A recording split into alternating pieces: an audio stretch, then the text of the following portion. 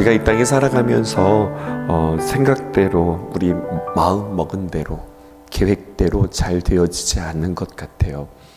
또 우리가 이 땅에 살아가면서 뜻밖의 일을 만나기도 합니다. 예상치도 못하고 생각지도 못한 일들을 만나게 되곤 하기도 하죠. 또 뭔가를 잘 기억하려고 하는데 잘 기억이 안 나요. 심지어는 내가 그렇게 해놓고도 내가 그런 일을 했다고 내가 한 일조차도 잘 기억하지 못하는 우리들의 모습인 것 같습니다. 우리 뜻대로 잘 안 되어지고요. 갑자기 어떤 일들을 만나서 우리는 당황하게 되어지고요. 또 기억해야 되는데 잘 기억이 안 된단 말이에요. 그래서 잘 잊어버린단 말이죠. 그런데 우리 신앙도 마찬가지인 것 같아요. 하나님께서 그런 우리를 너무나도 잘 아셔서 마음 먹지만 우리의 생각같이 그게 잘 되어지지 않거든요. 그러니까 하나님께서 우리에게 한 가지의 장치, 한 가지 방법을 우리에게 주셨는데 그것은 너희들이 매년마다 규칙적으로 절기를 지킴으로 말미암아 너희들이 하나님 앞에서 다시 한번 리마인드하고 다시 한번 리멤버하고 기억하고 그 마음을 새롭게 하고 그리고 주님 앞에서 너희 시선들을 다시 한번 고정하라고 주님께서 우리에게 말씀해 주세요. 우리가 말이에요, 우리의 생일에 우리가 참 생일날 참 좋은 거잖아요. 많은 이들에게 챙김도 받고 또 축하도 받고 또 선물도 받고 많은 이들에게 축하받으면서 보내는 생일이지만 여러분 그냥 그렇게 생일이 참 좋은 날이야 이것으로 끝나는 것이 아니라 생일날을 통하여서 야 내가 이 땅에 왜 태어났지? 내가 기왕에 태어났는데 나는 이 땅에 살아가면서 무엇을 하고 살아가지? 또 나를 낳아주신 부모님 다시 한번 감사드리고 또 나는 이 땅에 이렇게 태어났지만 나는 또 이 땅에서 어떻게 떠나지? 이것들을 생각할 때 그 생일이 우리에게 더 의미가 있지 않을까요?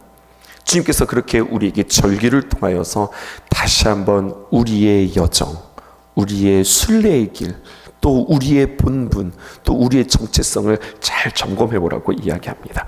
오늘 세 가지 절기를 우리에게 이야기해 줘요. 첫 번째는 유월절, 그리고 두 번째는 칠칠절, 그리고 세 번째는 초막절입니다. 이것을 여러분들에게 좀 쉽게 설명해 보도록 할게요. 1절을 보니까 이렇게 기록되어져 있지요. 아빕월이라고 하는 우리에게는 익숙하지 않은 문장, 단어가 등장합니다. 우리 1절 말씀만 다시 한번 읽어볼게요. 시작. 아비벌을 지켜 내 하나님 여호와께 유월절을 행하라. 이는 아비벌에 내 하나님 여호와께서 밤에 너를 애굽에서 인도하여 내셨습니다. 아비벌, 이것은 무엇이냐면 우리는 지금 태양력을 쓰고 있잖아요. 유대인들은 유대 달력을 씁니다. 유대 달력의 정월과 같은 날이에요. 유대 달력의 1월과 같은 날, 그들을 아빕월이라고 합니다. 근데 우리 태양력으로 말하면 이때가 한 3월이나 한 4월 정도 이렇게 걸치게 되어질 것 같은데 이들은 이 아빕월을 기준을 언제로 삼았느냐, 이 아비월이라고 하는 단어가 중요한 것이 아니라 이때를 언제를 기준으로 삼았냐면 6월절을 정초로 삼았다는 이야기입니다. 6월절의 날을 신년으로 삼은 거예요. 여러분 6월절 알지요? 6월절이 무엇입니까? 하나님께서 이스라엘 백성들을 애굽에서 구원하시기 위하여서 10가지의 재앙을 그들에게 내렸어요. 마지막 재앙이 무슨 재앙이냐면 장자가 죽는 재앙이었습니다.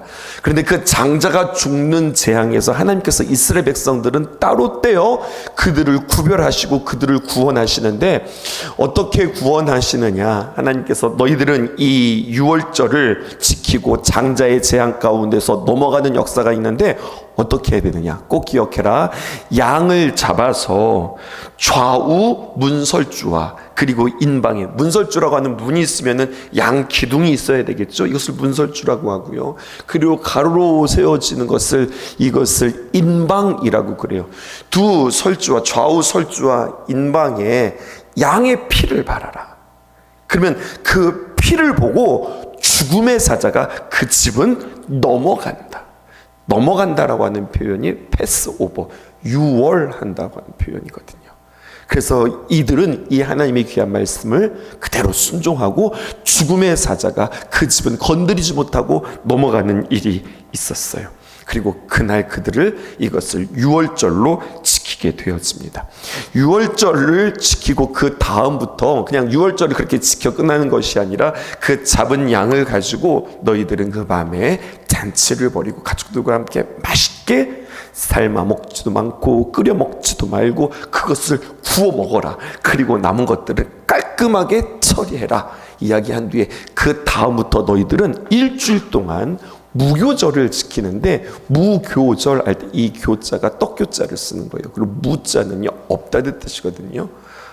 떡교자가 아니라 그게 뭡니까? 그 빵을 부풀게 하는 효모.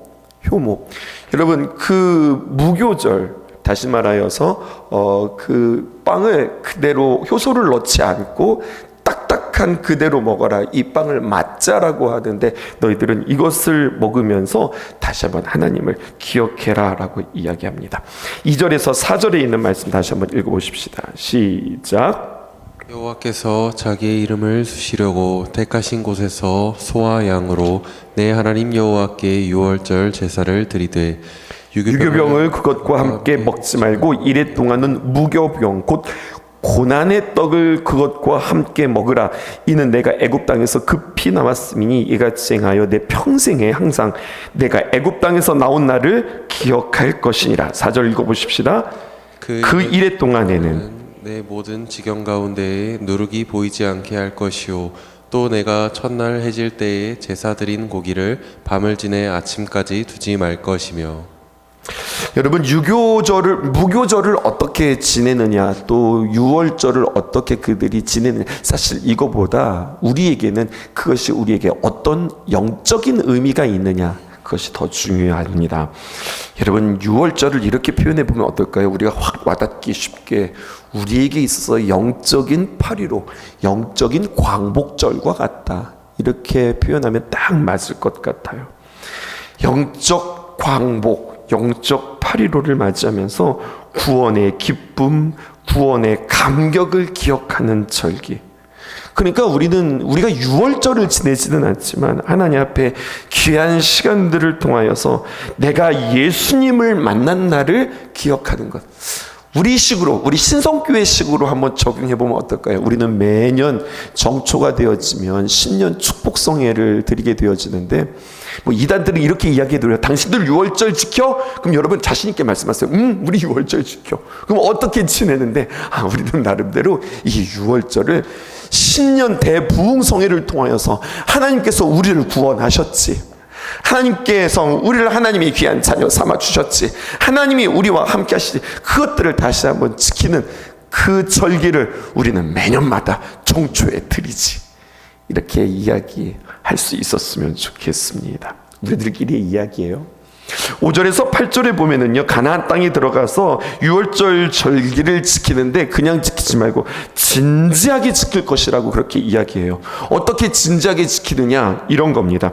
너희가 어떻게 애굽에서 나왔고, 그리고 너희들은 어떻게 광야에서 살았으며 어떻게 가나안 땅에 들어갔는지 그 여정들을 하나하나 기억하는 것입니다.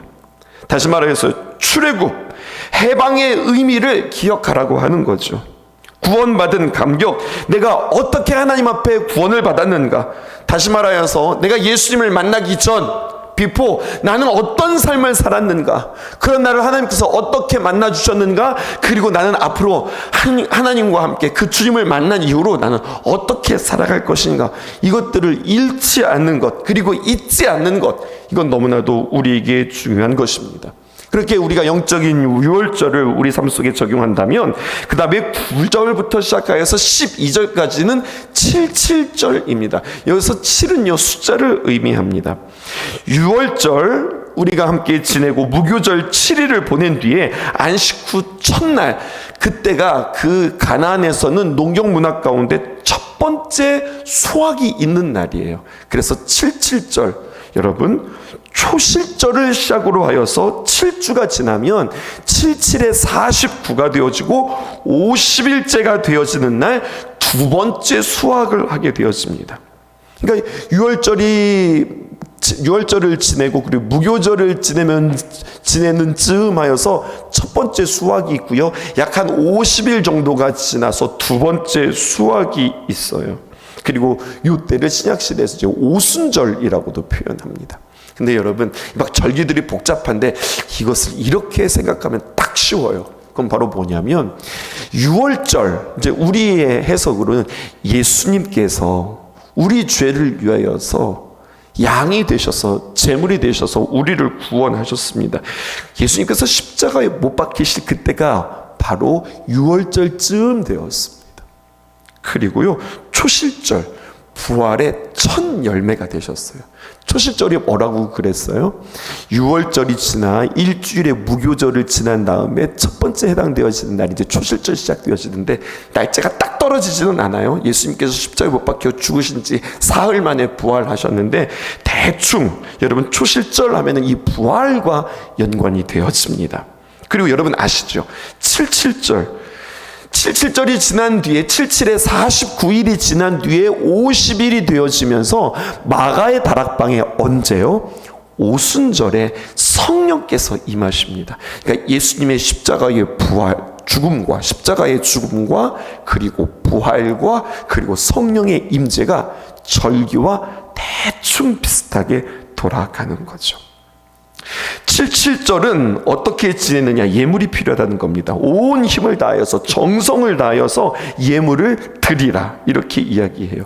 왜 예물을 드리라고 했을까요? 여러분, 옛적의 옛 문화 가운데요, 왕을 아련할 때 왕 앞에 가장 귀한 예물을 드림으로 왕이 왕되심을 인정하는 그들의 표현이었습니다. 그리고 왕이 그 예물을 기쁘게 받고 정말로 온 힘을 다하여서 그 나라를 아름답게 귀하게 통치하죠. 여러분, 하나님 앞에 드리는 예물의 정신이 바로 이런 거예요. 우리가 하나님 앞에 귀한 헌금을 드리고 예물을 드릴 때 어떤 마음으로 드립니까? 신변 보호용으로 드려서는 안 된다는 겁니다. 다시 말해서 하나님 앞에 드리지 않으면 벌 받을까 봐 드려서는 안 된다는 거예요. 하나님 앞에 예물을 드릴 때 이렇게 드려서도 안 되는 거예요. 어떻게 드리느냐? 체면 칠해용으로도 드려서는 안 되는 거예요. 눈치 보면서 다른 사람 드리니까 덩달아 이래서도 안 된다는 겁니다. 어떻게 드려요? 77절의 정신처럼 우리가 하나님께서 주셨던 그 귀한 것으로 우리가 왕을 아련하듯이 기쁨으로 하나님의 선하심과 하나님의 위대하심을 기뻐하면서 감격하며 감동하며 드려지는 귀한 예물 되어져야 해요. 그래서 여러분, 헌금은요 반드시 훈련하셔야 됩니다. 그리고 헌금은요 반드시 연습하셔야 됩니다. 우리 다음 세대를 가르치는 우리 귀한 사역자들 계시는데요, 다음 세대들에게 헌금을 어떻게 드리는지 훈련시키고 연습시키셔야 합니다. 준비하면서 드려라, 정하여서 드려라, 마음에 정성을 다해서 드려라. 이런 것들은 참 우리에게 중요한 것 같아요. 특별히 아이들에게 무슨 수입이 있을까요? 그래도요, 여러분, 아이들에게 용돈을 받으면 용돈 가운데서 꼭 11조를 떼는 훈련들을 하고요. 또 아이들이 설날 같은 경우에는 이제 세뱃돈을 받잖아요. 세뱃돈을 받더라도 거기서 꼭 띄어서 11조를 하나님 앞에 드리는 훈련들을 우리는 해야 될 것 같아요. 저희 집 이야기 해볼까요? 저희는 꼭 여행을 하게 되어지면 몇 가지 이렇게 우리들이 하는 것들이 있습니다. 첫 번째는 바로 뭐냐면요, 여행을 갈 때는 꼭 아이들과 함께 만나서 같이 기도해요. 아빠 잘 다녀올 테니, 엄마 잘 다녀올 테니, 혹은 또 아이들이 떠나면 우리는 같이 예배를 드리죠. 또 두 번째는 뭘로 하냐면요, 아이들에게 꼭 편지를 쓰라고 그래요. 가기 전에.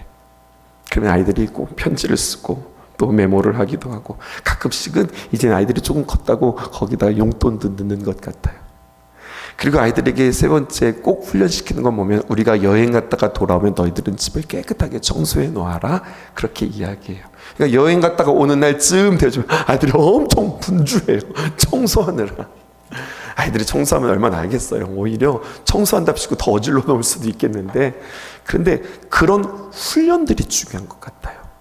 여러분, 이런 문화들, 이제 여러분 곧 있으면 이제 각 가정마다 새 식구들 맞이하게 되어질 텐데요. 우리 아이들 커서 새 가족, 새 식구들 맞이하게 될 텐데, 이렇게 좋은 훈련들, 연습들, 우리들의 문화들, 우리 집만의 어떤 분위기들을 만드는 거, 여러분 이런 것들은 참 중요해요. 근데 이런 것들을 이야기할 때 사실 좀 부끄럽거든요. 자꾸 뭐를 챙기라고 하는 것 같고, 자꾸 아이들에게 뭔가 이렇게 요구하는 것 같고, 부담 주는 것 같아서 좀 어려울 수 있는데, 아니요, 여러분.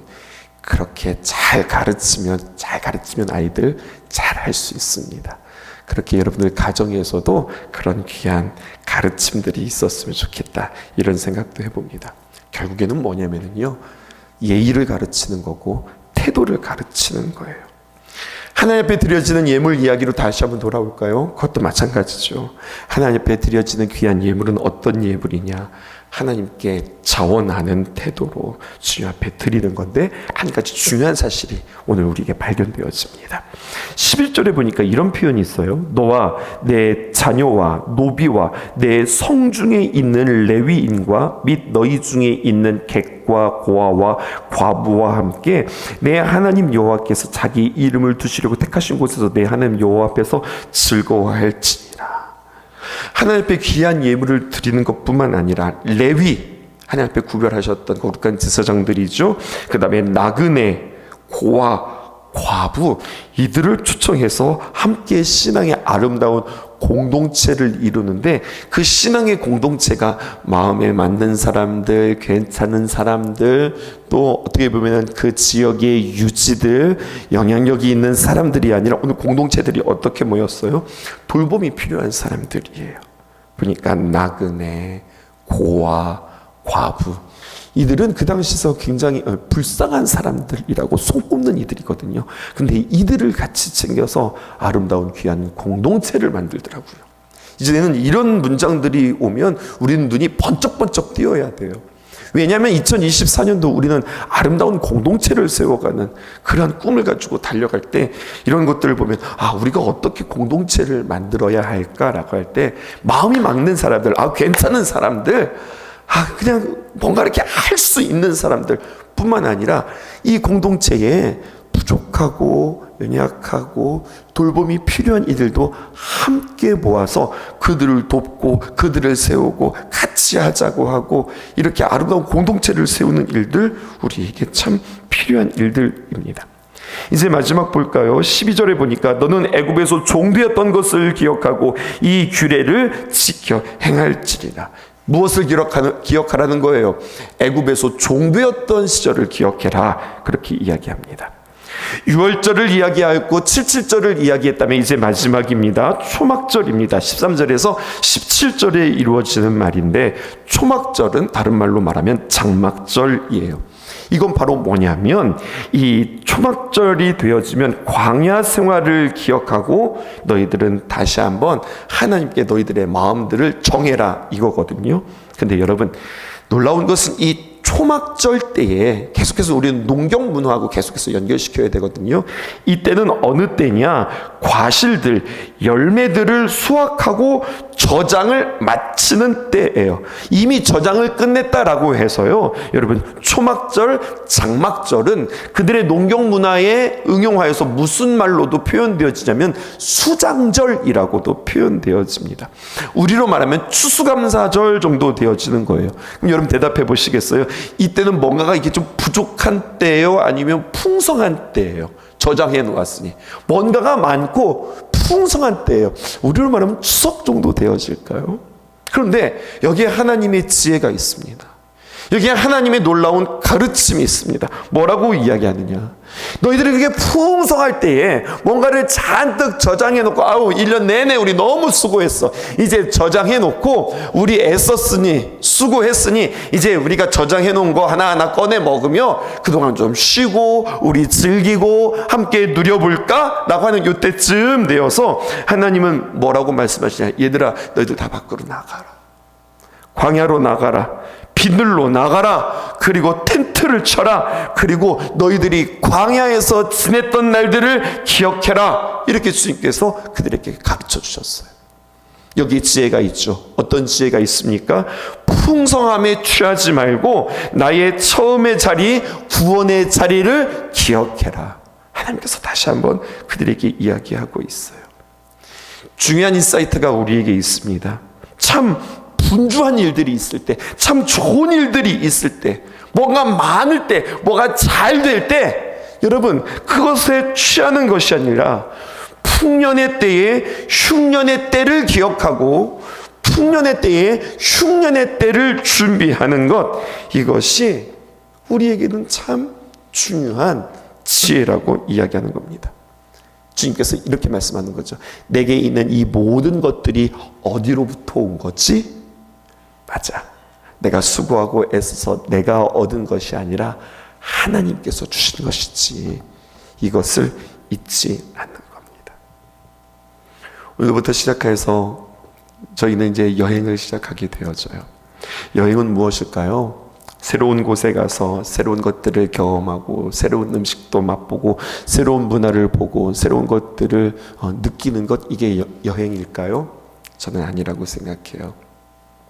새로운 곳에 가서 먼 곳에 떨어져서 내게 주신 목양지, 또 나의 성도들, 또 내가 했던 목회들을 하나 둘 떨어져서 좀 객관적으로 바라보며 생각할 수 있는 시간, 늘 가까이 하고 또 사랑하고 함께 지냈던 사람들과 잠시 떨어짐으로 말미암아 이들이 나에게 얼마나 소중하고 얼마나 귀한 이들이었는지 이것들을 다시 한번 기억할 수 있는 좋은 기회라고 생각해요. 성도 여러분들께 다시 한번 감사 말씀드립니다. 당연한 것 아니고 여러분들의 귀한 기도와 정성과 사랑으로 귀한 여정 갔다 올 수 있어서 얼마나 감사한지 몰라요. 우리가 이런 것들을 누려도 될까? 어제도 아내와 제가 그렇게 이야기했는데, 다녀오는 모든 여정들 가운데 여러분들 기도해 주시고요. 잘 쉬고 또 잘 묵상하고 귀한 순례들을 우리가 경험한 뒤에 더 건강한 모습으로 여러분들 만나겠습니다. 감사해요. 감사하고 다시 한번 고맙다는 말씀 여러분들에게 드리겠습니다. 기도하겠습니다. 우리 함께 어두운 밤 다 물리쳐내고 우리 주님 오실 아침을 같이 맞이합시다. 길이 참고 견딘 상주가 기억하시리. 그가 보이실 영광 중에 우리 나타나리라. 주께 영광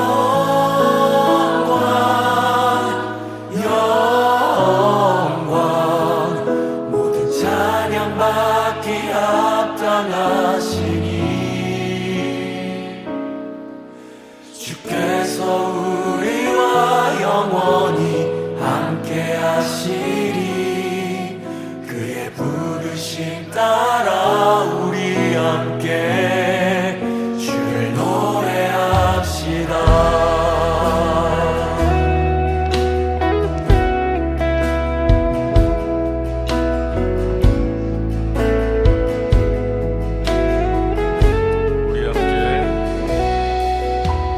우리 함께 어두운 밤 다 물리쳐내고 우리 주님 오실 아침을 같이 맞이합시다.